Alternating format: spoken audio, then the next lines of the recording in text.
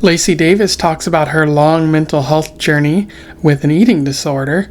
I talk about this and more on today's episode.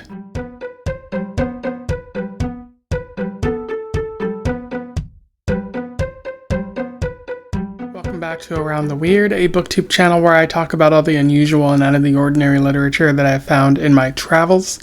Today I want to talk about a graphic novel. I'm back on that graphic novel grind, and today's graphic novel is all about mental health, eating disorders, and punk culture.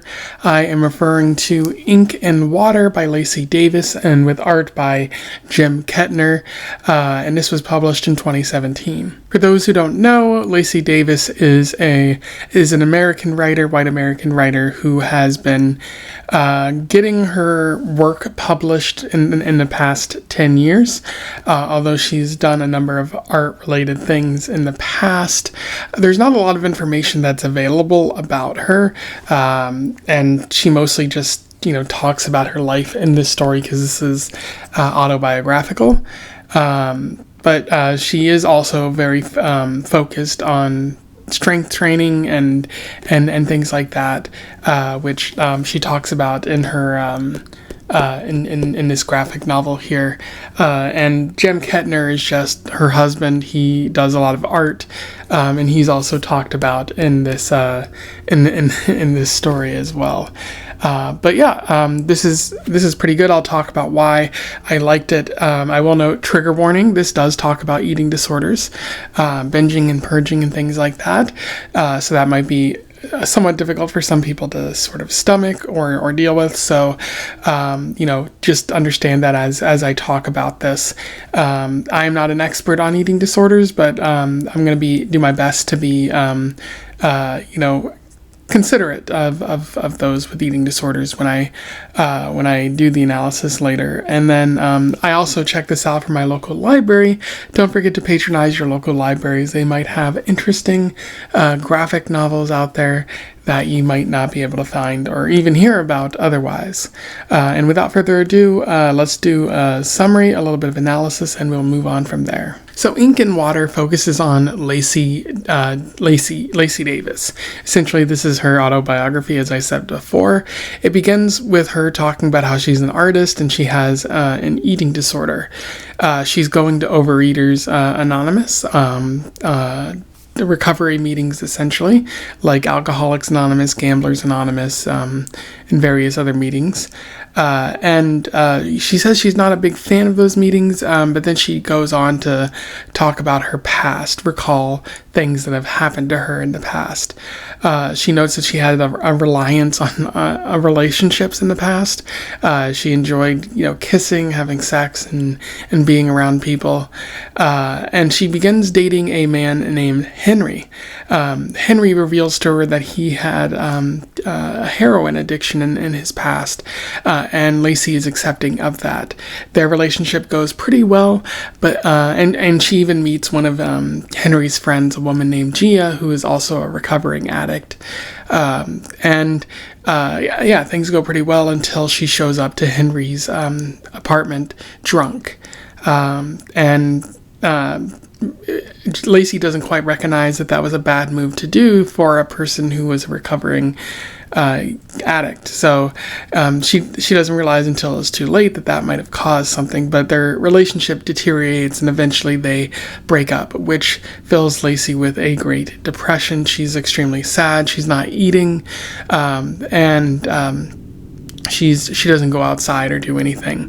Gia ends up showing up and helps Lucy kind of go get food and do other things, and feel a little bit better. But Gia can't stop Lacy from developing an eating disorder where she stops eating and becomes skinnier, and she also focuses way more on exercise than anything else.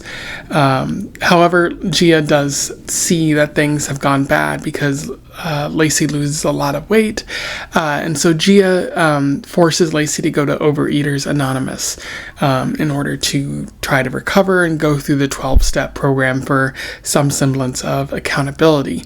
Lacy is a bit hesitant to go because she doesn't believe in a higher power, although she does eventually land on her grandmother as a sort of important figure to her, like she never really feels like she's making any actual progress, and she doesn't she's not really thinking much of like the other stories that people are sharing, but she does make an effort to kind of go through this and begins to get somewhat better over time, but not as fast as she would prefer. Lacy is in a school program that she manages to finish. She reflects on the nature of progress, and Gia says, it's not going to happen all at once. And sometimes, you might be in a place where it's only marginally better than you were before, but hey, that's better than nothing. Lacy gets into an MFA program in San Francisco and moves there, and things seem to be going pretty well. And she starts just trying to think of herself as recovered and move on from her life there, which things seem to be working, but that's clearly not the best way to go about things. And then she starts a relationship with a man from the East Coast, a man named Kettner, who is Jim Kettner here, the artist. He's finally shown up in her life. And things seem to be going pretty well. She even confides in him about her eating disorder, and he seems very accepting of it. Eventually, he moves over to the West Coast, lives with Lacy, and things seem to be going pretty well. They even go to Portland for Lacy's birthday, and they meet up with Gia, who offers Lacy a milkshake. And there's a whole bunch going on in Lacy's mind at that point, but she accepts the milkshake, and that seems to be a good amount of progress for her. And then the two of them decide to move to Philadelphia to be with the punk scene there. And Lacy is having a good time, but it's also very overwhelming for her. Lots of food and other such things, and she begins feeling very negative about her progress again, and there's a lot of negative thinking going on for her. Things are made even worse by the fact that Gia dies of an overdose. She was prescribed pain medication for an injured knee, and she relapsed and overdosed, which is unfortunate. Very, very touching moment in this story. And as a result of this, Lacy relapses. Like she wasn't binging or she wasn't purging before, but she is now throwing up secretly and doesn't tell Ket about that. And this goes on for some time, and eventually they go to New York City for a vacation. And Ket discovers what is going on at that point, and confronts her, not about the fact that she's ill, which is understandable, but the fact that she lied to him about it when he confronted her. And he notes, our relationship can't go on if you act that way. So we have to kind of work in unison to help get you to a better place. And things seem to be going pretty well there, although she does have her bad days.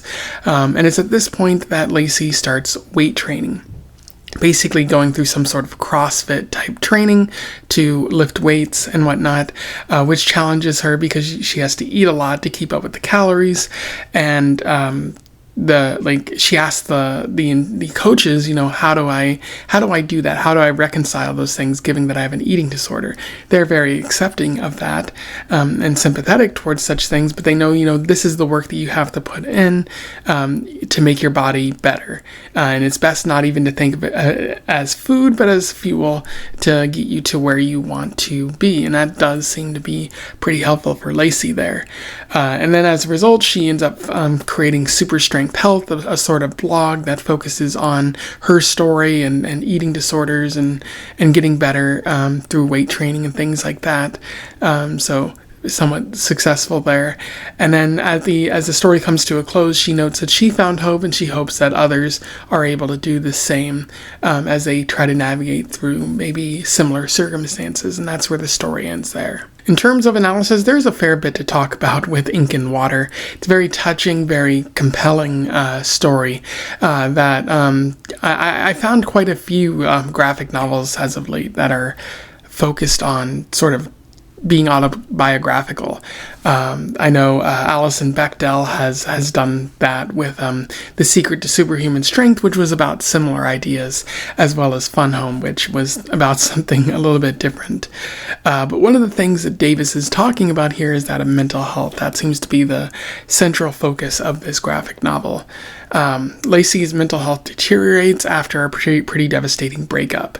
There isn't really signs of things happening before, at least not that Lacy lets on. But after that breakup, she just sort of falls into the eating disorder life, as it provides her with some semblance of control of a world that is falling out of her reach.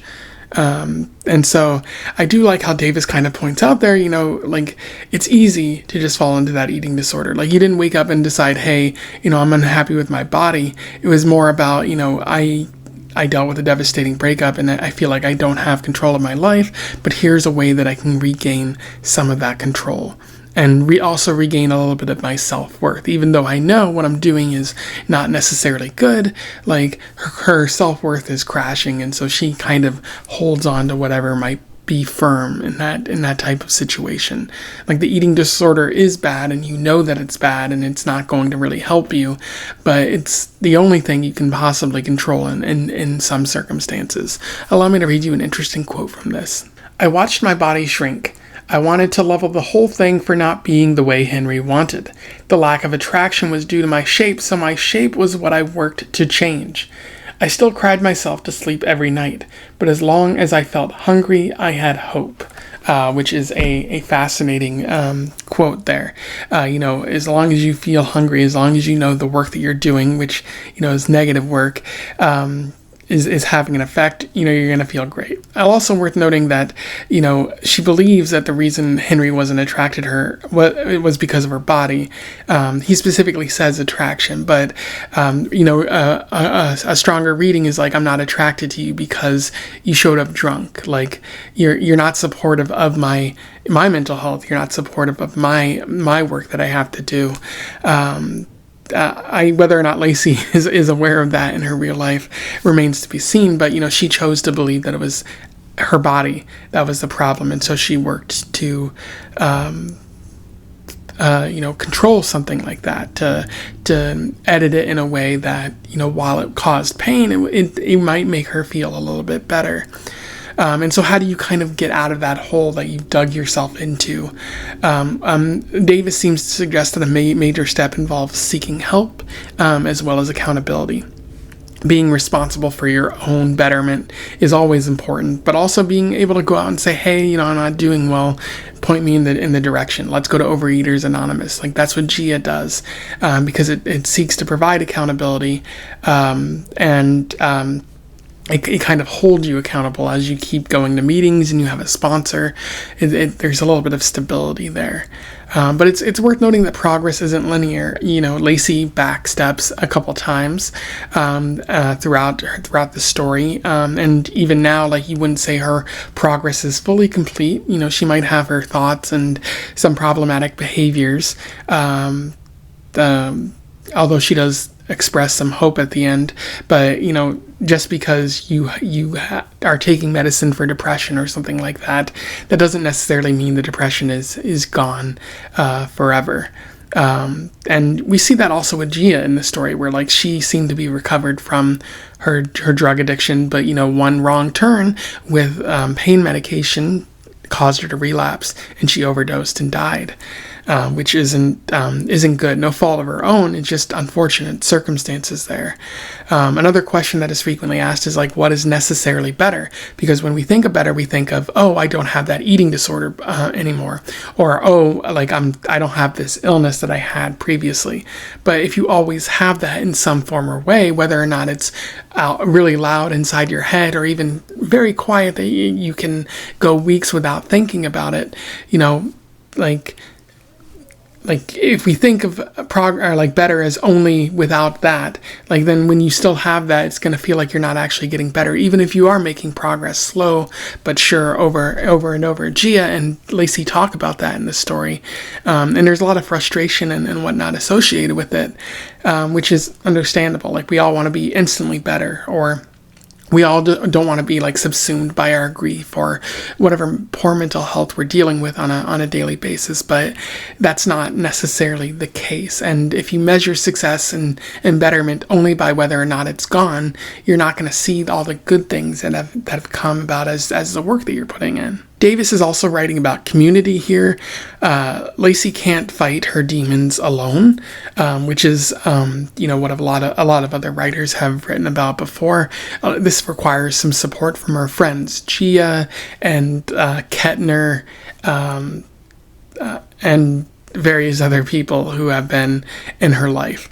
But it also requires a community of people who have been in these type of situations, such as the other people at Overeaters Anonymous. For as much as Lacy doesn't seem to like it, like it's still a community of people who can kind of understand what she's been through and who can provide her with accountability. Because they're going to be able to look at her and say, are you being truthful with yourself? Are you telling us everything that you need to be telling us? That's what those chips are for. They're meant to provide a sense of accountability. There's also discussion of a higher power, which Lacy says she doesn't like to focus on God or anything like that, so she focuses on her grandmother. And I think it's really important to note that when people talk about a higher power, I don't actually think it, like, yes, they do talk about God and whatnot in these anonymous programs, but I think the important thing to consider is that maybe in actuality the higher power is the community, the support of the other people, because it talks about having faith in God and God's plan, but God's plan is to put you in the anonymous program if you're taking everything kind of literally there. And so if you're there, then the people who are actually providing the support, it isn't God, it's the community there. So whether or not Lacy understands that, I think that's the ultimate point of these programs, and that's where Lacy really draws her strength from here. And then at the end, she's paying it forward, which she received help from others who were paying it forward, like Gia. And now she's doing the same with Super Strength Health and similar programs that are designed to sort of share her story and let people know that eating disorders might be a big thing that cause suffering, but you don't have to do it alone. I'll also note that Davis and Kettner do some pretty good art in this graphic novel. A lot of the art, especially of the people, looks a little bit like caricatures, kind of exaggerated, which I think is a bit funny. But at other times, some of the art seems rather ghostly, like there's like Lacy kind of like being transparent, or the people around her kind of being transparent, showing that she's not really present and in the moment. Sometimes she might be thinking of the past too much, or way too into the future, to focus on the here and now. Also showing that when you have like a mental illness, you're maybe not completely there, like you're misaligned with reality, which I haven't really seen that featured in a graphic novel before, so I have to give them some credit for managing to portray that so well. I will note one particular problem with this is Lacy does come off somewhat dismissive of times of Overeaters Anonymous and similar community programs. She calls it cultish at one point, and she's not really there in the moment. It's like blah blah blah, not really focusing on what they're saying, and I feel like that's more a part of her journey than anything else. I'm sure she wouldn't say that necessarily now, but it does come off as rather dismissive, and other people kind of have those thoughts too, and that can be very negative to someone who might be in a Overeaters Anonymous or an Alcoholics Anonymous type program, where they hear about these other people and they're like, well, this isn't really providing me with support because these people don't believe that it's very supportive. And it's very easy to just dismiss that when you aren't maybe the kind of person that these programs are really focusing on, the people who are deep in the muck, which Lacy was deep in the muck, but she was still kind of dismissive about it. And I don't really know what my point is here necessarily. I just think being dismissive in that kind of way propagates that message that these programs are a cult and that there's no actual value to them, even though there clearly is a value to them. Anyway, these are my thoughts on Ink and Water by Lacy Davis, a pretty stellar graphic novel, one that I highly recommend. Either you can go out and probably find it if they're still publishing it, or you can find it at your local library, or do some interlibrary loan type things to find it as well. I certainly hope that Lacy ends up writing more in the future, because this was pretty good and I would like to see more of what she can possibly put out there, much like Alison Bechdel. If you have any thoughts on what I said here, let me know in the comments below. I would love to hear from you and have a conversation about this. Otherwise, don't forget to like, share, and subscribe so that more people can find out about this author or this graphic novel if they don't know about either. And until then, I wish you the best of luck in your weird and overcoming your mental health, your negative mental health-based travels. Farewell.